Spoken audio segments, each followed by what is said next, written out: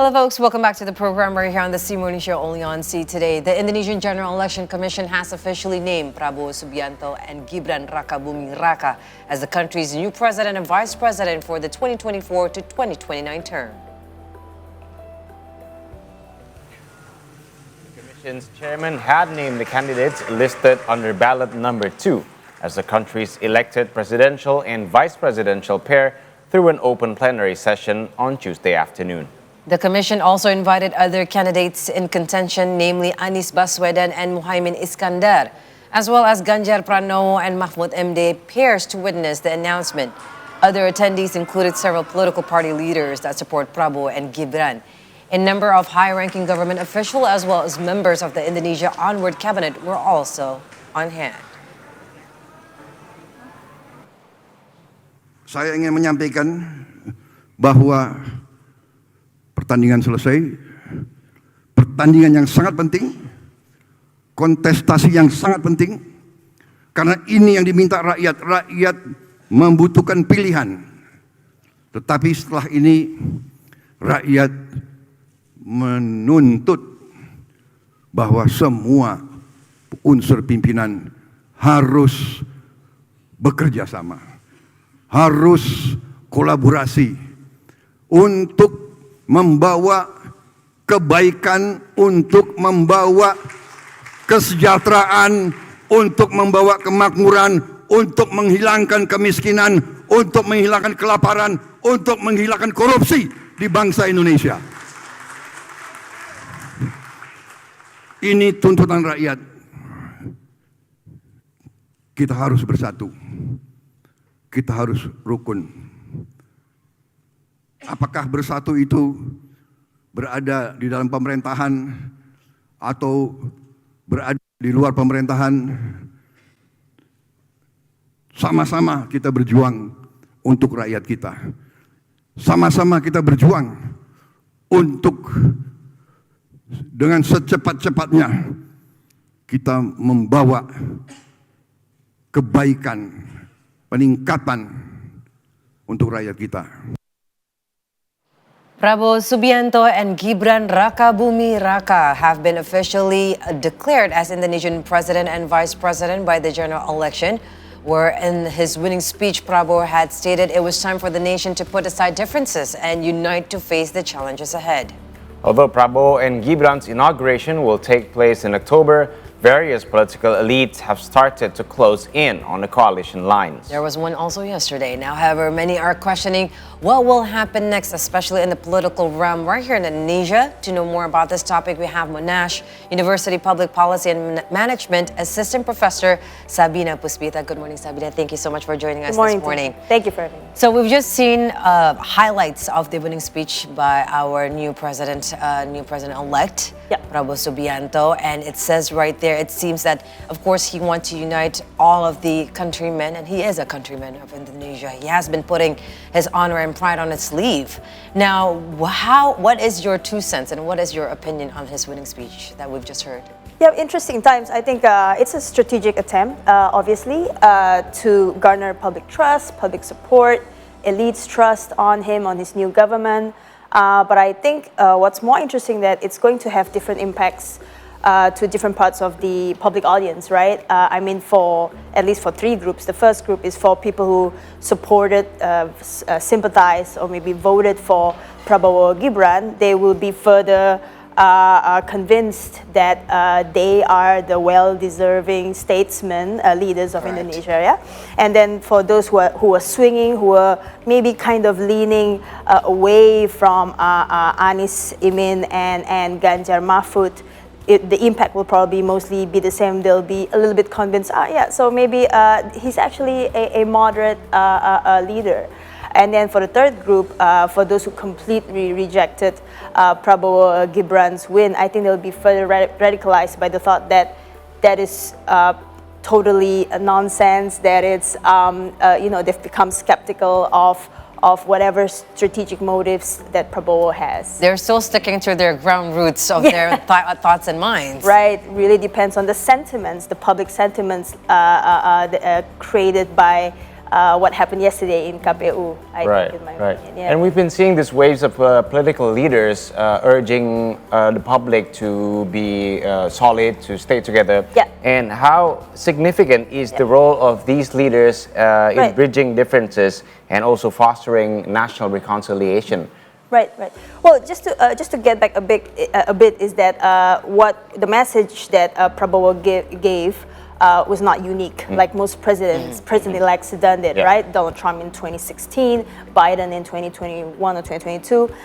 So it's a very pretty common presidential rhetoric, and in that sense, I think political leaders of that level, Megawati, Anies, Imin, Ganjar, Mahfud, and especially those endorsed by Jokowi, especially Prabowo-Gibran, I think they do have a significant role in shaping the public's behavior, including the elites' behavior. I mean, it could be the political elites, it could be the intellectual elites. I think they do have this ability to shape behaviors, and I mean that their roles can be significant in terms of either uniting or dividing the nation, right? But it really depends on how Prabowo-Gibran can manage this relations of power, how they can manage their relationship with key business elites, how they can manage their relationships with the mass, because if there's not a good balance of innovators and consolidation of elite power, then certainly some signs of social chaos might abrupt, and I think it's a significant role of political leaders in shaping people's behavior. Yeah, That's right. And I just, in regards to this, that I am still very, very curious, and I think it's very interesting to see how the public opinions is right now, definitely, because if you're talking about the elites right now, they are already putting their strategies and plans in order right now. But in regards to this, you were saying before, during our first question, when we begin our discussion, you were saying there's three pools, and definitely for those, the radicals, and those are still not going to be accepting the new president-elect and the vice president-elect. How dynamic is it going to be for them shaping the future of Indonesia, knowing that also we're moving our new capital city? There's so many things that is going on right now within this just one term alone for them. The dynamics are going to be wild and probably unprecedented because the rise of social media, the rise of artificial intelligence, and the rise of borders. Our borders are now more open. That's right. And so there's going to be new players in town. They could be foreign, they could be domestic, but in any case, the dynamics is going to be something that we haven't seen, I think, given these new technologies coming up, these new demands for new renewable energy. And I think for the group of people who have become numb by the election results, should we start to wake up and be less numb and more active in creating credible, non-violent challenge to the new government? Yes, especially now we have president-elect and also vice president-elect from two different generations. So this is going to be something that is going to be very different that we've ever seen before. Now, Sabina, we're going to go now to the elites. We've seen opposition parties have begun to show support for Prabowo-Gibran pair. We've seen the National Awakening Party, PKB, National Democratic Party, or NASDEM, Chairman Surya Paloh, who recently visited Prabowo's residence. It was just yesterday. So what kind of this? You've seen this before in every term, this happens. But how do you see this play differently now for this term? Well, it's kind of hard to dissect in the sense there's indications of these elites getting even more united than ever. And I think for the civil society, if you have the elites more united than the non-elites, that's a risk to equality, that's a risk to democracy. We are not sure if whatever the elites are doing now, if in a utopian sense, are they really creating this idea that they want stability now over anything else, despite electoral dramas. In the realist sense, I think we all know they are doing it in spite of their loss. NASDEM, PKB are doing this because they want to be negotiating the terms and conditions of how they could distribute their own resources and can have some resources that the administration offers. So it's really challenging, and so I think it's a big task for us, civil society, to keep watch on this. The media, especially, I think Prabowo in his last speech, he talked about how the media is important, and we will stick by his comments on that. And I think he also gave sort of an opportunity, since he mentioned how he will not repress the media. That's maybe our chance through the media, hold the government accountable, hold the elites more accountable. Right. And how do you think that this new coalition compares to the current coalition that Jokowi is having right now, the Kabinet Indonesia Maju? Do you think this will be a bigger coalition? And if it is, what is the effect?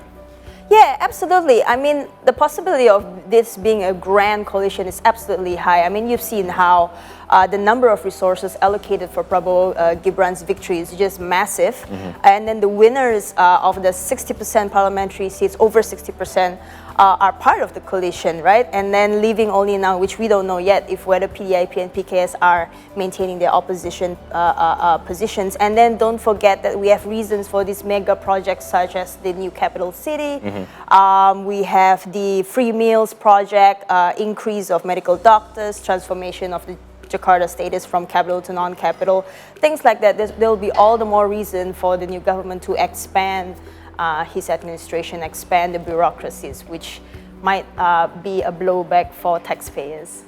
Yeah, that is something that is very hard to hear on that one, Sabina. Wow, you put that on the end. It's like cherry on the top. Right. And of course, one of the parties that we've been waiting for right now, the Indonesian Democratic Party. Yeah. So this one's going to be sweet one for you, Sabina, PDIP. What is your 2 cents on this? Are they going to join the administration, or they're going to be in opposition? And which one is actually better for us? Yeah, well, you briefly mentioned about implications. I think it's equally possible now, given the more united, the more cohesive the percentage? It's 50-50, but I think what's more important is how do we anticipate if PDIP joins? Because if PDIP joins, like NASDEM and PKB, that means there's a big risk for our democracy. We have no credible challenge, credible mechanism to hold our new government accountable. And if what do we do about it, right? And if PDIP doesn't join and maintains to be the opposition, well, who will be the new player that will be taking the resources that used to be under the control of PDIP, and now it's going to a new supporter of the new government? Where do we go to understand this shift of power dynamics within the elites? I think that's the two anticipation that we must be ready for. Well, I mean, since the February 14th, I mean, since before the election itself, it has been somewhat a drama, especially with the the Indonesian Democratic Party of struggles. Do you see that a visible vision, seeing that they're going to, have converge or, having support each other within the new government? Totally possible. I mean, on a personal level, they're all friends. Right? They all know sometimes we don't see as public, right? Right. I mean, we can get the record straight. Megawati was a former presidential candidate running with Prabowo. That's right. So it's a 50-50 chance that she might actually decide, well, I think we should be in the government for the sake of political stability, going back to that rhetoric, because I think Prabowo was signaling something in his last speech, that I'm giving everyone a chance to unite despite the many disagreements that we had over the election season. And so it's up to elites to now how they respond to that signal. So it's a 50-50% chance. What's more important is how do we prepare for a non-opposition government? How do we prepare for PDIP maintaining to be opposition, and that means that's going to be a big change in the game up there. And do you think it's going to be a difficult situation for the opposition? I mean, for the Prabowo-Gibran pair, if PDIP decided to not actually join the government? Right. I think it's not going to be more difficult, but it's going to be less easy. And the reason why I say that, because over 60% is won by the coalition. So I think it's not as difficult as having PDIP's position, but that's going to be making the journey less easy, which is it could buy time for some policymakers, for some policy advocates, for some civil society organizations, pro-democracy ones. So I guess it won't make more difficult, but it will make things less easy, which is better than nothing. I think Yeah. probably. Right, yes. And we've seen that in political realm too. Right now, like in the United States, we have the Democratic, Party as Joe Biden, but Right. the Congress is ruled by the Republicans, and we need that. We need that kind of fairness, Right. And despite as opposed to everyone join on together, Yeah. and then we don't know to Right. the implementation and implementation of everything. Right, because remember the concentration of power that Prabowo has is way bigger. I would argue than Biden. Yes. Than Trump, because he was the Minister of Defense in the previous administration. He was a military member. He has key networks, even though he's fired by the army, but he's still close to the army. He has his own very strong political party, which is third place now, right? After Golkar and PDIP. Yes. So he has very strong organizational power. He has a big mass, of course, from the coalition, from his own political party. He has sustained years of building his image from 3 electoral defeats. And this is historically probably one of the most powerful newly elected president. Definitely. And of course, in the year 2024, we're not done with the election. We have also our regional election. And how you're going to see, how is the dynamic going to unfold, do you think, with this? Is it going to be different than the presidential election, or is it going to be It's just hard- more in the ease? Yeah, it's hard to say because regional interest, regional dynamics is really different from national, given Yes. how our decentralization policies have made impacts, have made changes, in the relationship between the national, regional, village, up to the hamlet level. So I would think it's going to be an even more interesting, complicated, and as my, scholars like Yohos Kenawas, who talks about political dynasties, we'll see probably more emergence of more political dynasties. Scholars like Ella Prihartini, who talked about the danger of throwing away all our worries for female representation. That's just going to make dynastic ties even more flourish. And for scholars like Muhammad Fajar, who cares a lot about youth activism, this is a time where there are less youth leaders being inside formal politics, right? And Yes. it's rare, it's dangerous because our nation is actually formed by youth leaders. We don't have Right. that anymore. We have someone like Gibran who projected different kind of sentiments towards youth activism, towards youth leaders, towards young people. And now it's a challenge, it's an opportunity for Gibran and young regional leaders to build again the youth trust in politics. Definitely, Indonesia is coming to a new world, but also a new world in an old world where there's a lot of Right. global collision right now, global wars, and geopolitical tensions everywhere. So it is Absolutely, going to be absolutely. a new term with hardship. But I'm pretty sure when we're united together, as Bapak Prabowo-Gibran had said, I think we can unite everyone. Yeah. Sabina, thank you very much for coming here, and definitely we will see you more in our program. Definitely, we have our regional, contestants, and also the U.S. election is coming soon in November. So hopefully, you can give us also some of our enlightenment in that regards. Thank you very much. That was the University of Public Policy and Management Assistant Professor Sabina Puspita right here exclusively on the C only on C today. Now we're going to take a short break, but when we return, we'll have updates from around Southeast Asia. Don't go anywhere. Stay tuned.